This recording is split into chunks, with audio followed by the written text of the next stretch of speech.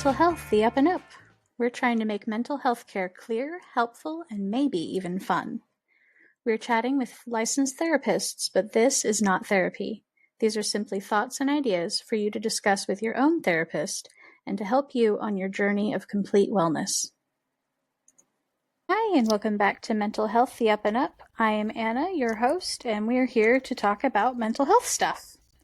We're going to talk about a little bit of everything. We have a fun topic for today. I'm here with Geraldine Peterson, licensed mental health counselor. Yeah. Hi, I'm Geraldine Peterson. I'm a therapist. The license says counselor, but I think there's a difference between counseling and therapy. Today, I wanted to talk about sleep and insomnia. So many people have trouble with that.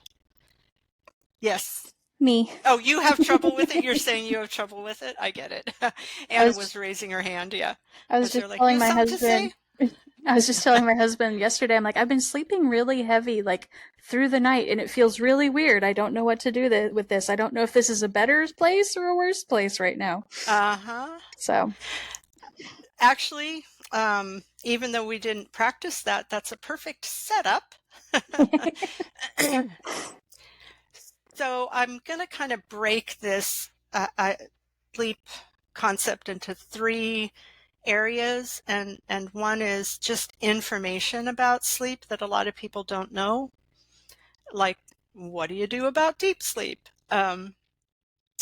One is sleep hygiene, which is a term a lot of people have heard and a lot of therapists talk about, or if you go somewhere for advice, they'll talk to you about sleep hygiene. see, that's a new one for me. Oh, is it? Yeah. Well, it'll be exciting to talk about then. I'm so tempted to get derailed before I say the third thing. I'm so good at that for you. We're good at that for each other. Yes. The third thing would be parts of a visualization if the sleep hygiene isn't quite enough, or you've done the sleep hygiene and are still not able to fall asleep.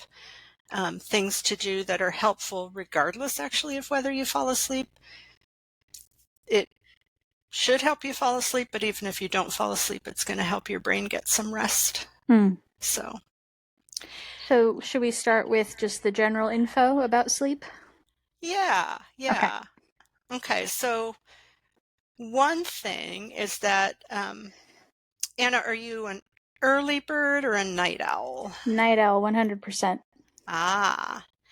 Well, I'm not good with numbers, but people who study sleep, I don't know that there's a particular name for them, have identified actually 7, not 2, I believe it's 7, patterns of sleep. So night owl, early bird, the kind of siesta type of sleep where you're a night owl, an early bird, and then you take a siesta in the afternoon, and then you're a night owl, an early bird, and take a siesta. And honestly, I'm not real familiar with what the others are, but the piece of information I think that's helpful for people to know is that if you don't fit into one of the categories, just pick another category. I know someone who's, I don't know what to call it, but maybe a reverse siesta. She sleeps, wakes up at 2 in the morning, she's awake for a couple of hours, and then falls back asleep. So she's a night owl. No, she's goes to bed early and wakes up late, but she's got 2 hours of productive time in the middle of the night. Yeah, so it's about not trying to fit yourself into a box, instead of figuring out what works for you, and as much as you can building your life around that. So I actually have 2 thoughts now to share. The first is that the person who studies sleep is a somnologist. I Googled. Thank you. You're welcome. And the second was, when you're talking about different sleep patterns, I heard a theory from a layman. This is not an official theory.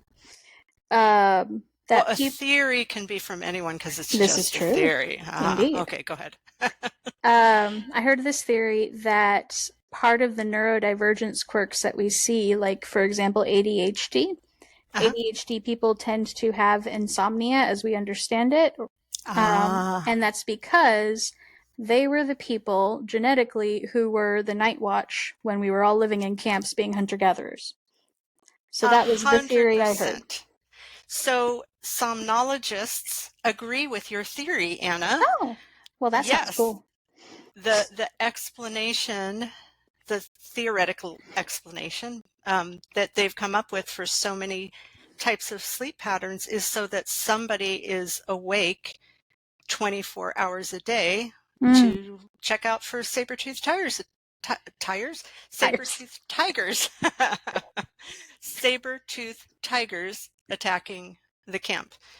And I use saber-toothed tigers a lot, and I realized that technically saber-toothed tigers didn't exist, but I still like to use that They're analogy. still a really cool sounding animal, even if they Yeah, were fake.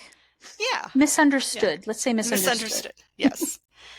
So yeah, the idea is to find that pattern that naturally works for you, which can be difficult to Mm-hmm. find because our world is set up in a kind of 9 to 5 pattern. Yeah.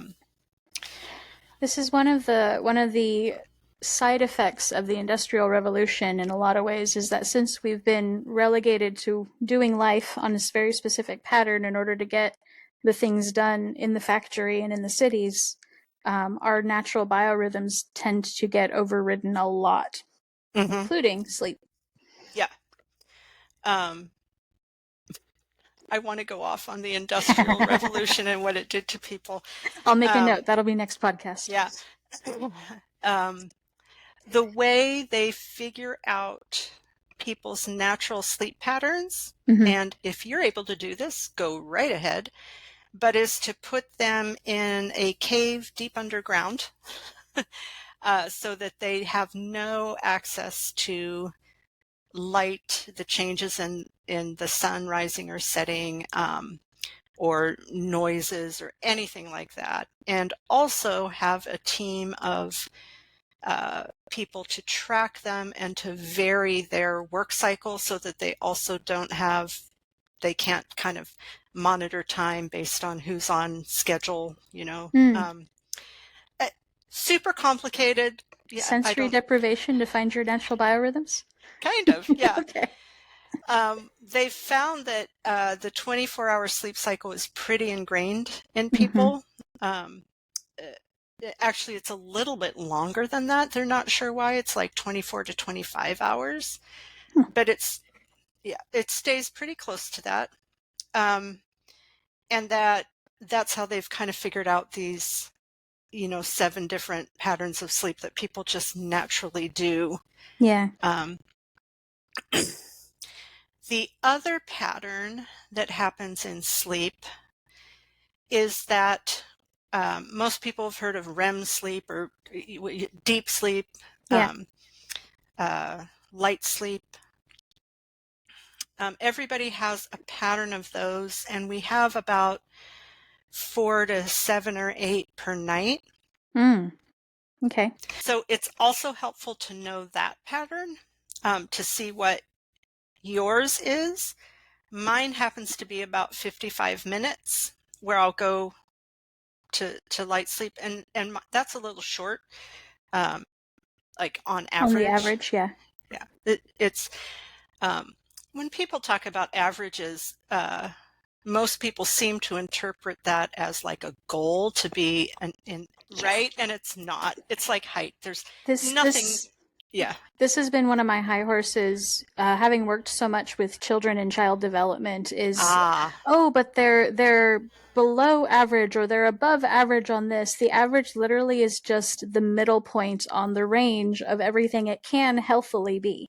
yes. They're like if you get further out on the wings, yes, we get concerned, but like Yeah. it's not this one defined number of your child should always be this many inches tall at 3 years old. Like it's not, or you should always weigh this many pounds at this height. Like there is a range to that. 100%. And again, that entire range is healthy and normal. Yes. And yes, when it goes out past a certain point, they call it, I think it's past 2 or possibly 3 standard deviations. That's when we start to get concerned. Mm-hmm. It's very, very rare. Yeah, So yeah, if your child is within that range or your sleep cycle is within that range, it's normal and healthy. It's not going to benefit me to try to get it to the middle of what exactly. most people have. Mine's 55 minutes. To do so just adds extra stress on your body when you're already dealing Right. with 52 million other stressors. Right. Why Yeah. are we stressing about 2 points here? Anyway. Yeah. Yeah. Um, so a couple of things about that sleep pattern is that we go from light sleep to REM sleep to deep sleep and we just go up and down to the different levels of sleep, all of which are important. Mm-hmm. Um, we do need that deep sleep. We can get by without it on a particular night or probably for a couple of nights. Eventually we're going to need it. But if you have light sleep, your brain is still getting benefit. Which is really good and reassuring news for those of us who don't sleep much. I will also say that you won't be aware of deep sleep because by the nature of it, it's deep. Yes. We tend to be aware of when we're in light sleep because we're in light sleep and they're like, oh, I'm kind of half asleep. When you're in deep sleep, you're not aware of it. And it's not a super long length. I think it's again average, like maybe 5 to 10 minutes per Hmm. cycle. So you don't need a whole lot of deep sleep. You do need it. Yeah. The other thing to know about that cycle, which is very interesting and will help some people with insomnia, is when you are in that stage of sleep where your brain is saying, oh, I haven't fallen asleep yet. Why can't I fall asleep? Technically is light sleep. Hmm. If you were hooked up to monitors like in a sleep study, it would show light sleep. You're Interesting. still conscious during light sleep. You're still aware. Or those times, I'm going to admit to an embarrassing truth about me. Those times when I'm like half asleep and somebody says, Mom, and they're like, oh, do I really want to answer? I'm actually asleep. Yeah. I can wake myself out of light sleep if somebody says, Mom, where's the grape juice? Or if someone says fire, Yeah. I can make that choice, but I've stopped feeling guilty about not responding because Hmm. I know I'm asleep. Yeah. I'm aware of noises around me, but that doesn't mean I'm not in light sleep. I am in light sleep. So one thing that people do is when they're in light sleep, they kind of talk themselves out of it. I'm not asleep yet. Oh Mm. my goodness, when am I going to ever fall asleep? And if Yeah. you can change that too, I am asleep. I'm just asleep with being aware of my anxieties, you know, but I am asleep. I'm already asleep. Nothing to worry about. I've already made it. It relieves some of that anxiety, which then can help us move forward rather than wake ourselves up by saying, oh, God damn it, I'm not asleep yet. Excuse my language. That is really, really interesting because I was trying to explain to someone recently that I conscious sleep 90% of the time. Ah, uh-huh. Which now that you say that, it's like, oh, okay, then I just spend most of my time in light sleep. Because Mm-hmm. I'm always aware of my body. I can't a lot of times I can't move my body because my body is in Mm-hmm. rest mode, but my Mm-hmm. brain is entirely conscious and entirely aware of my surroundings. I actually have a memory when I was a teenager. I was taking a nap and my brothers were in the living room arguing over a movie. And Uh-huh. this one said it was X and that one said it was Y. And I remember laying there thinking, they're both idiots. It was obviously F. Uh-huh. And I dragged myself out of bed, walked into the living room to correct them, and said something. I'm not sure what. And they Uh-huh. both looked at me and said, what did you say? And I said, I don't know. And I went back to bed. But I was conscious enough to be aware of their conversation, but I couldn't make my body respond, be vocal. Yeah. And it was a very So, interesting situation. yeah, that is, again, you are asleep. Yeah. Technically, that would be considered sleepwalking. I once Interesting. had uh, someone, I was asleep and they came in and asked me to pick up donuts that day. Mm-hmm. And it's a long story, but and bring them to their work. Yeah. And so I got to their work. They're like, "Where are the donuts?" And they're like, well, "What are you talking about?" And they're like, "I asked you to bring in donuts. You clearly said yes, I will. I'll stop at this donut shop and I'll bring it." I totally Right. don't remember that conversation. So consciousness kind of gets played around with when you're asleep. Hmm. The One of the big things that I think are helpful for people who have insomnia is similar to what you just said. You don't get enough sleep, or you don't get a lot of sleep. You do get a Hmm. lot of sleep. You're just conscious as you're getting it. Yeah. Yeah. So you probably do get more sleep than you realize. You've just convinced yourself that that's not sleep because you're aware of your body. Right. And that's not a condition of sleep. Interesting. Okay. Good to know. When people um, are consciously aware and can't move their bodies, that's also very common in different stages of sleep. Hmm. When you're consciously aware and you can't move your body and you panic about it, that also has a name that's eluding me right now. It's not night terrors, but it's something similar to that. Sleep paralysis. Sleep Yeah. paralysis. Yeah. And again, that's normal. You shouldn't be able to move your body when conscious effort when you're Hmm. asleep. And again, because we're conscious and we're there, like uh, either through a dream or something that's happening in reality, a lion's chasing us or someone's knocking at the door and we can't move our body and then we panic. Hmm. They call that sleep paralysis, but it's actually very normal. Okay. And if you have that information, then you're less likely to panic if it happens to you. Yeah. And I suppose technically it would be called sleep paralysis if you're not worried about it. It just doesn't come to the attention of people because people don't complain about it if they're not worried Right. about it. I always figured I'm supposed to be sleeping. My body is doing its rest cycle and is refusing to move, so I'm Yeah, good. So yeah, yeah.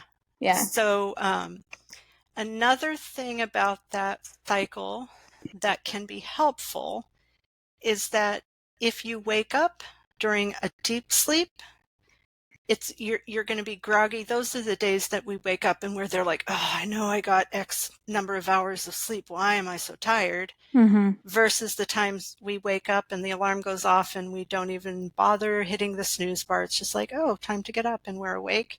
Yeah. That happens because the alarm happens to match with a light sleep stage or the alarm happens to match with a deep sleep stage. Hmm. So if you can figure out your pattern well enough that your alarm goes off when you're probably going to be in a light sleep stage, it's going to work way better for you. Hmm. Um, it's because it's difficult to test or to figure out exactly when we actually fall asleep, and some nights are different. It's pretty hard to do. I have one thing I use that you can find all over the place. Oh, I can't remember what they're called. But it's if I set my alarm for like 8 o'clock at 7:30, birds start chirping and the light Mm. bulb turns on Hmm. really dimly and it kind of mimics sunrise. Yeah. So throughout that half hour, the light gets brighter until by 8 o'clock the light bulb is fully on, and at 8 o'clock the birds are really loud and annoying. My Um, husband's phone has that built into its alarm oh, function, yeah, actually. The screen starts to brighten about maybe 10 minutes before his alarm goes off, and it starts doing things. yeah. That's And again, interesting. that will just pull you a little faster out of deep sleep if you happen to be in um, deep sleep, or keep you in light sleep if you Yeah. happen to be going in light sleep and going back down. It'll say, no, no, no, the birds are chirping. It's morning. The roosters are crowing. Okay. So some important things to know about that cycle of sleep. Um, the other thing to know about sleep is why people sleep. And I'll tell you right now, somnologists, is that right? Hmm. Yep. Somnologists disagree about that at this point, and or they say we really don't know. Um, Whether this concept I'm about to talk about is true or not, I think it's helpful. This is your theory? This is my theory. So Um, so sleep is the time where our brain organizes everything that's happened to us throughout the day. Mm-hmm. So I compare it to maybe working on a project and you're pulling things out from all sorts of places. You're pulling paint out and setting it on the table that you're working on the project on. You're pulling paintbrushes from here. You're pulling, a vase that you're going to try to paint from here. You're drawing napkins from here, a glass of water, all these things to help you make this painting. Yeah. And then after you're done painting, you put all those things away, and some things you go, why do I keep my paintbrushes over here? I should keep them by the paint. So, and this has nothing to do with how well you clean up after a project. This is just an example. So in sleeping, a bunch of things happen to us throughout the day, and then our brain kind of sorts them out and says, oh, remember to buy milk, Mm-hmm. or gosh, that childhood trauma still bothers me, all Yeah. the way from one to the other. And Yeah. our brain says, childhood trauma, well, I did some work on that or talked to someone about that, or I can think about that a different way. So I'm not going to file it in this section. All dogs are terrifying because I was bit by a dog as a child. I'm going to Mm-hmm. file it a little differently where I was a child and I didn't have the capacity to recognize when a dog was aggressive or not. So I'm going to file it a little differently, or file it in the same place, or file it a little deeper. So our brain kind of works out where we're going to file all those things, which is also why dreams can be so confusing and seem very stream of consciousness, Yes. because it would be just like after you're doing a project on a table, if you just kind of grabbed a handful of stuff, none of those belong in the same place. Mm-hmm. But our brains do like to make stories out of things and make things make sense. Yes. So our brain will get those 17 concepts that it's trying to figure out where to put and say, well, let's make a story out of these. Yeah. So Being a child of the 90s, uh-huh. the metaphor that makes sense to me that I've always gone to is my brain is defragmenting. It's going Yeah, through that, yeah. that monthly cycle that you're supposed to do with your computers where you take all the data and fix it. You put it where it Uh-huh. belongs Is so that you defragging can. still a thing? I love that So analogy. it's less of a thing. You can Uh-huh. still do it on a PC, but as a rule, because they changed the way hard drives function, you don't have to manually do it. It does it itself. Gotcha. Yeah, because I remember manually doing that Yeah. as well. I love that analogy. Um, if you're younger than a child of the 90s and you can come up with a different analogy, I'd love to hear that. I still say broken record technique. And yesterday, I passed a car whose brakes light were out, and I asked them to roll down the window by rolling my hand around like you've manually Yep. used to roll down windows in cars. And I don't even know, I don't even think they make them that way. And the ones that have that are so old. But they understood me. Right. Yeah. So anyway, that's kind of some information about sleep that I think is helpful and important to know, is just about, Definitely. mostly it's information about lowering our anxiety when we tend to think there's something wrong with the pattern of sleep that we seem to want or we're experiencing. Mm-hmm. So even regardless of that information, if you sleep a certain way that just works for you, rather than talking to yourself about how abnormal that is, or it's not in the average range, or that's not a night owl or an early bird, or all these labels. If it Mm-hmm. works for you, it works for you. Um, Definitely. and most things that keep us up at night, if it's not a medical thing, it's anxiety. It's those anxious thoughts saying, what's wrong with me? What's wrong with this? Why can't I Yeah. sleep? Why am I waking up at 2 in the morning? I shouldn't be waking up at 2 in the morning. Well, apparently you should be waking up at 2 in the morning. Yeah. So to adjust that. So, It's actually super helpful even in this post-industrial age Uh-huh. Because if you figure out what your natural biorhythms are and your natural sleep cycles are, you can actually use that in your hunt for a job and for your Ah. extracurricular activities, Mm-hmm. um, to make life work around how your body needs to function. Mm-hmm. So, I like that idea. Again, if it's possible. And also, if you work from home and you're productive between 2 in the morning and 4 in the morning, mm-hmm. go for it. Yeah.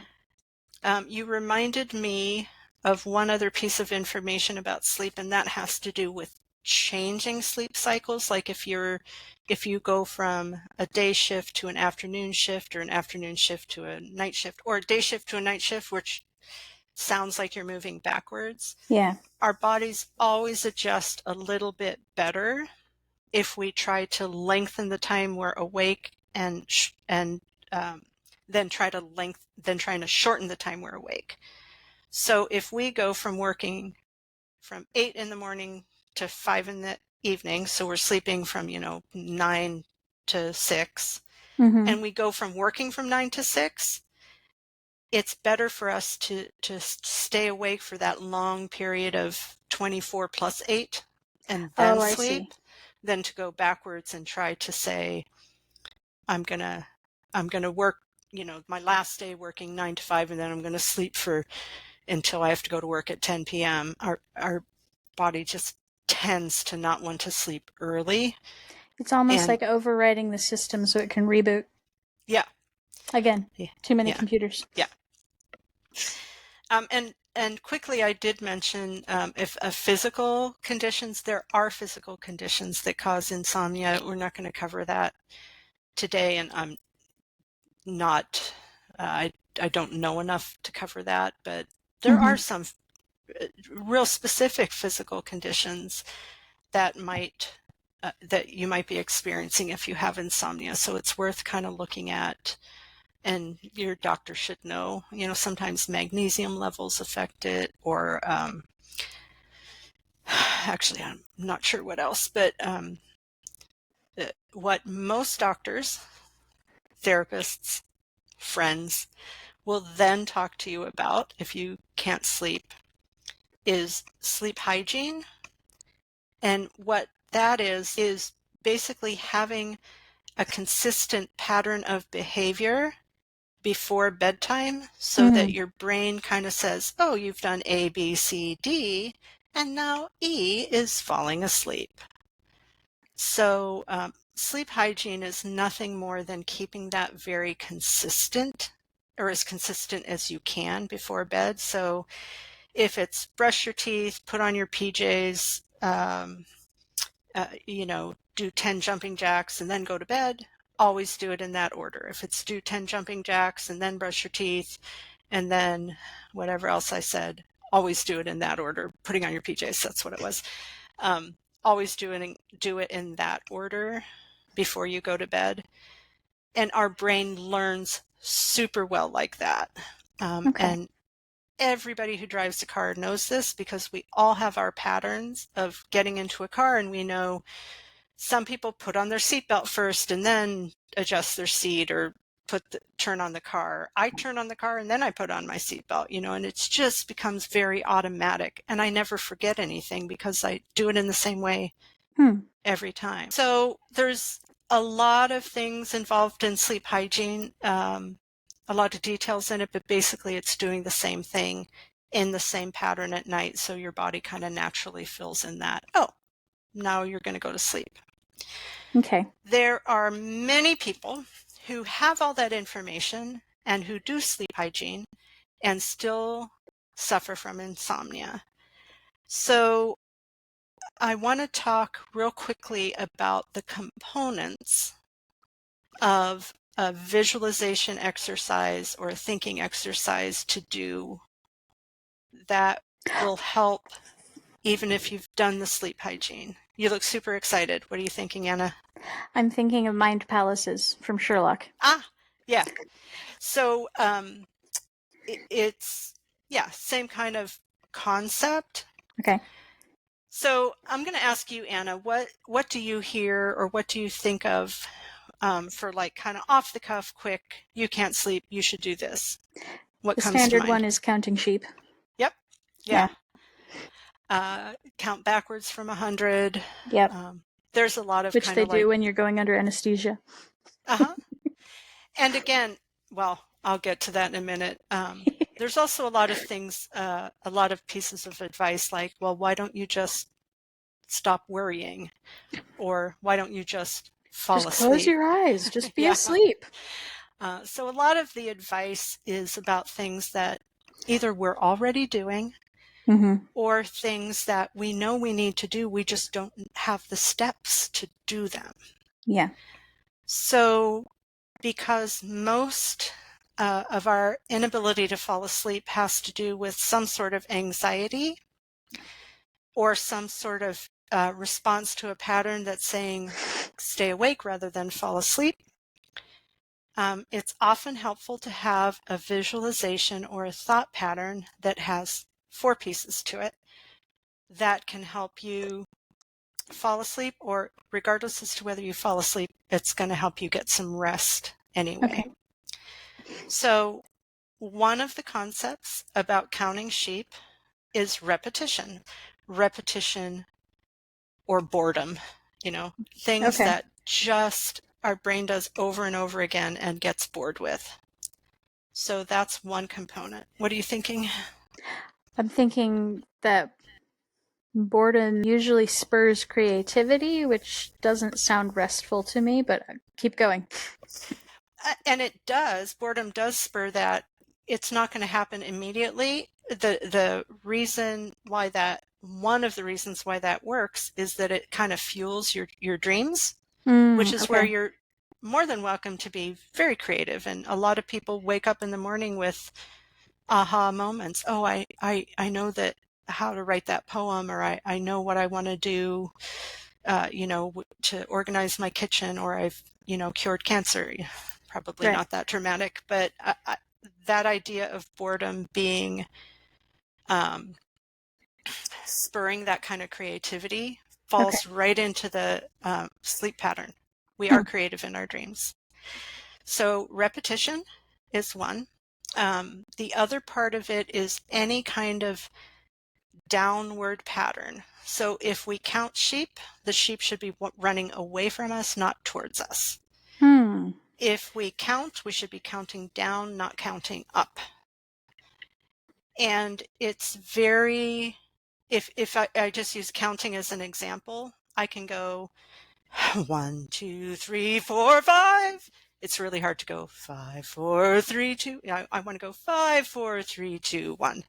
Okay. My voice is going down. My volume's going down. When the numbers go down, my body kind of falls in line and says, oh, Hmm. we're going down. Okay. Everything that can go downward is going to go downward. So if you are doing numbers, high to low. If you're doing sheep, close to far. Anything that has that downward idea. There's a children's book, Goodnight Moon, that every page, as you turn the page, the colors are more muted. So that Oh, by the last, I know it's interesting, by the they last actually page, did psychology to make that story? Oh my yeah, goodness. yeah. And it does help. So it's repetitious and I it's feel going slightly downward. manipulated by little now. All the time, Anna, all the time. So But you that makes want to sense, yeah. be, yeah. So you want to be repetitious. Hmm. You want it to be boring. So Okay. repetitious without being boring is going to be a little too creative. So repetitious, you want it to be boring and you want it to go downhill. Mm. The fourth component is the component that most people leave out, and that is you want to have somewhere to leave your anxieties. Um, so there's this, like if I said to you, Anna, don't think of blueberries. There's a famous saying, I think it's a white rhinoceros. Anna, don't think about a white rhinoceros. It's impossible to not start thinking about a white rhinoceros. Yeah. So at nighttime when we say, don't be anxious, our brain will go like, oh, anxious? I heard that word. I'll start being anxious. So Anxious? Anxious about what? You mean this thing and that thing and that thing and that thing? Yeah. Yeah. exactly, yeah. So to not try to stop your anxiety, But to say, if you're already thinking about that white rhinoceros, that may not stop. That's going to keep coming up. But if I say every time you think about that white rhinoceros, think about a puppy dog. You're going to go, white rhinoceros, oh, puppy dog. It's a little bit fun. And eventually the white rhinoceros will fade into the background because you're thinking about puppy dogs. So the idea isn't to stop those thoughts. The idea is to have that thought and then say, oh, I'm going to set you over here and think about this instead. Okay. So the place to put anxieties, either through visualization or just thinking, some people have trouble visualizing, but you can do it with thinking, is again to have something repetitious, boring, and downhill. The best way I can talk about this is to give you a couple of examples and then get back to it. Okay. So one of my personal exercises when I'm having trouble getting to sleep is I walk down a spiral staircase in a lighthouse. And in my mind, the lighthouse just is so tall that it never has a bottom. So I'm repetitious, I'm boring, and I'm going downhill, right? And then when an anxiety comes up, I take that anxiety, I put it in a picture frame, and I hang it on the wall. And I keep walking by it. And so the important parts of that are the same three things: boring, repetitious, kind of downhill or away from you. Anything bigger to smaller, closer to farther, and containment. So the picture frame is actually an important part of that. It's like, you're staying here. I'm moving on. You're over here. Yeah. I keep walking. Another anxiety comes up. Put it in a picture frame. Hang it on the wall. Keep walking. If the anxiety from 10 steps ago comes up again, that's fine. Just put it in a picture frame. Hang it on the wall. So even if an anxiety comes up 10 times, you put it in a picture frame, hang it on the wall. That's going to not only help you with sleep, it's at least going to calm your brain and say to your brain, this isn't the time to think about those. And you're going to develop that pattern. So there's kind of not a real potential negative to it. Okay. I'm going to use a couple of other examples that some other people have told me, and I love it when I hear people come up with their own, little take on this. One person I know put it in Tupperware and put it in the fridge. So I'm not sure exactly I can't remember what the rest of the sleep thing was, but when she had a thought, she would just put it in a Tupperware container and set it in the fridge. I like it. Again, containment, repetitious, boring, away from her. And the part that resonated with her and the part she liked about that is that she could still see it and access it. Because for her anxiety would rise if she actually put it in a box and then couldn't see it. Her anxieties would kind of go like, oh, what if I need to remember a saber-toothed tiger might attack? Right. So that the Tupperware was clear was an important part of her process. Another one is having your anxieties walk the plank.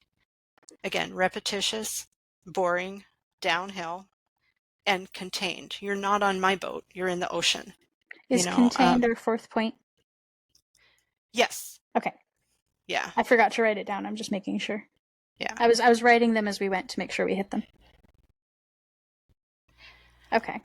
So I have one person, like you had mentioned before, Mind Palace, and that's a technique Sherlock Holmes uses. Other people have used it too, or I guess Arthur Conan Doyle uses.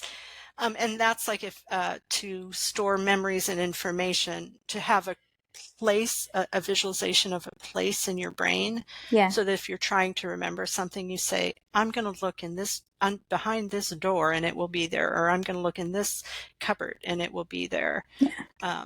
And again, that visualization triggers then a pattern for our brain to say, oh yeah, remember something. A friend and I were discussing mind palaces, and hers ended up almost being an entire little English village Ah, because she had so many trains, she needed a train station for them. But she also ah, needed a quiet place to get away from them so she could sleep. So we made a pub where she could go and sit I with the love fire and a it. cup of tea or a beer or whatever I you want to get in a pub.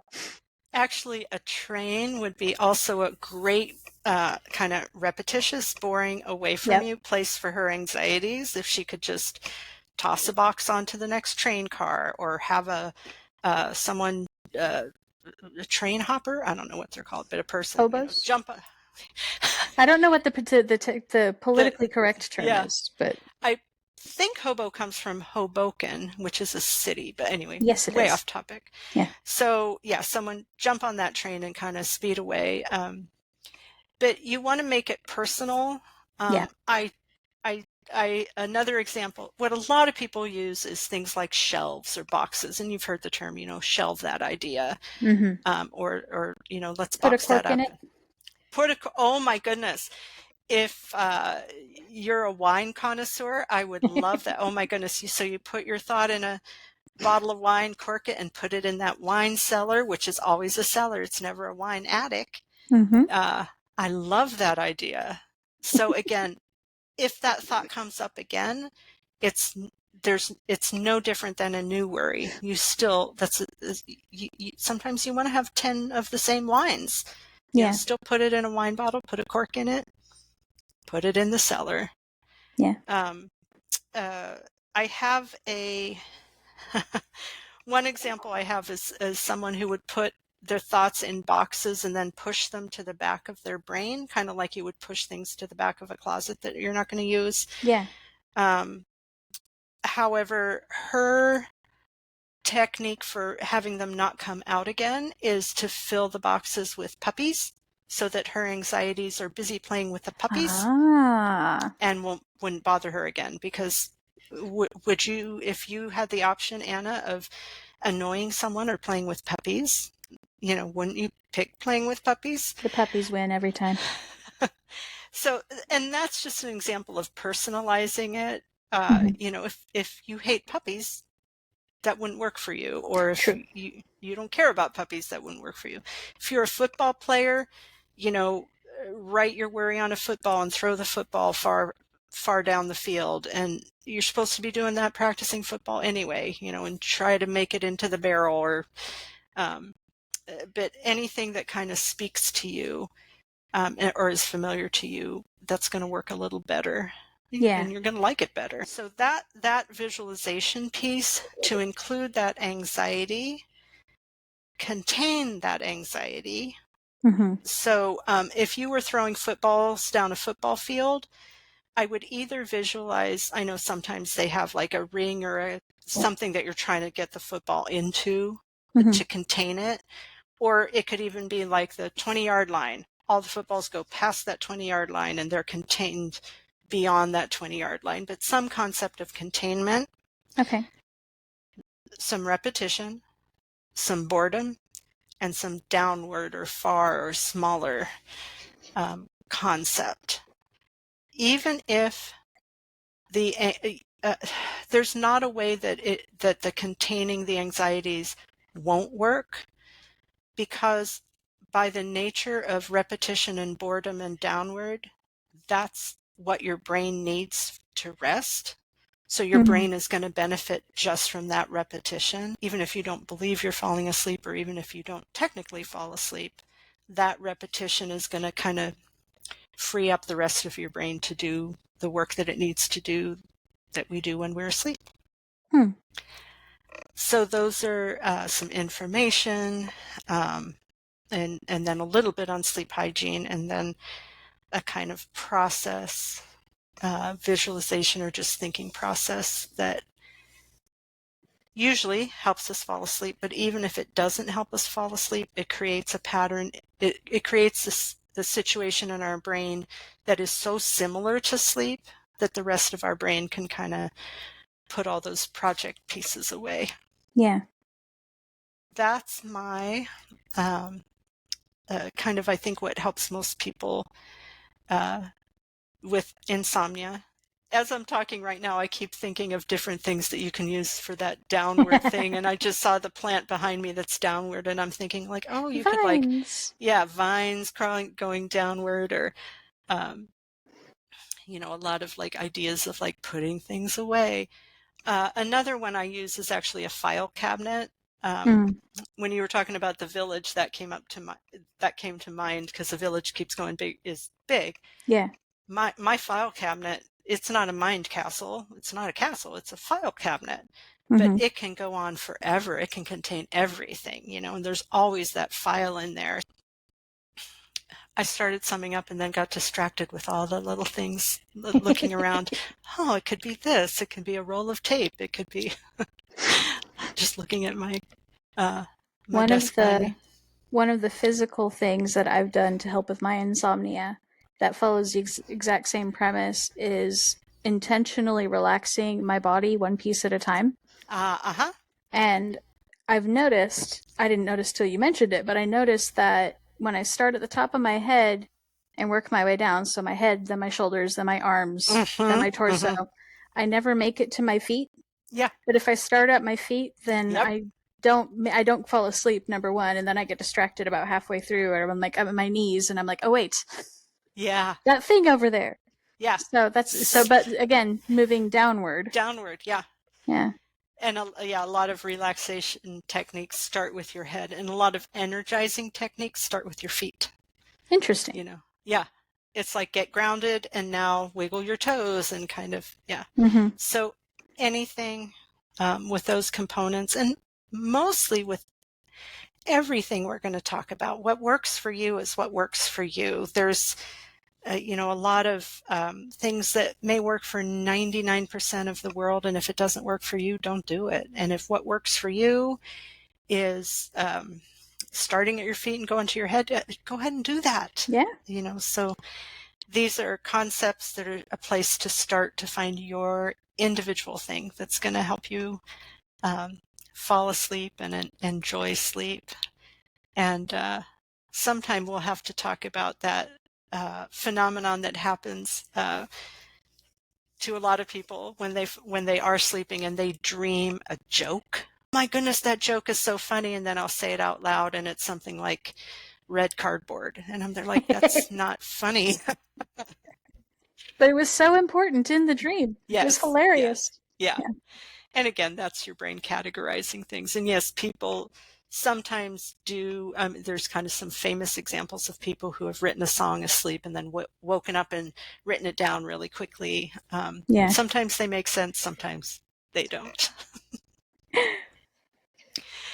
So thanks for listening, and you can find us at www. Upandupwellness.com. You can Thank find you. us here on YouTube or over here on Spotify. We're on Uh-huh. Facebook. Just look up and Up Wellness, and you'll see us somewhere.